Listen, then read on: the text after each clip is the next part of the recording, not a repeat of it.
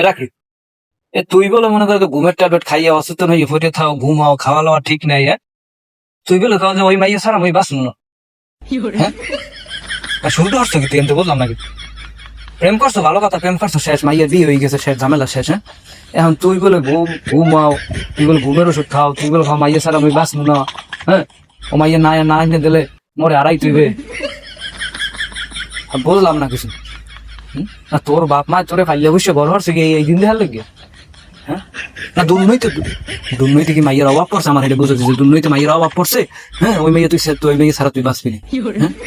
হ্যাঁ, এখন তুই বাঁচবি না, তোর বাসাই তো নাকি ওই মেয়ে আনিয়ে দেওয়া লাগবে। ওই মাইয়া তো বিয়ে হয়ে গেছে, হ্যাঁ, কি ওই মেয়ে তালাক হয়ে আনিয়ে তোর বিয়ে দেবে? হ্যাঁ, প্রেম করলেই যে বিয়ে করতে বেরন্ত না, প্রেম করলেই তো বিয়ে করতে বেরন্ত না।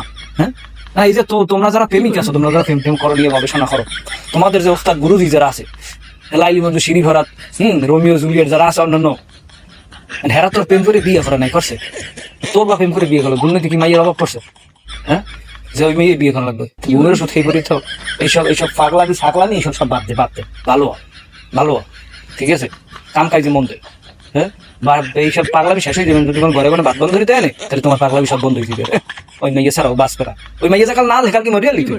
একদিন বেশি করছো, কাম কাম হইবে। হ্যাঁ, টাকা পয়সা কামা, ভালো দেখে সুন্দর দেখে তো মাইয়া তোর বিয়ে হয়ে দেবে, তোর বাপ মাই বিয়ে হয়ে দেবে, টেনশন করিস না।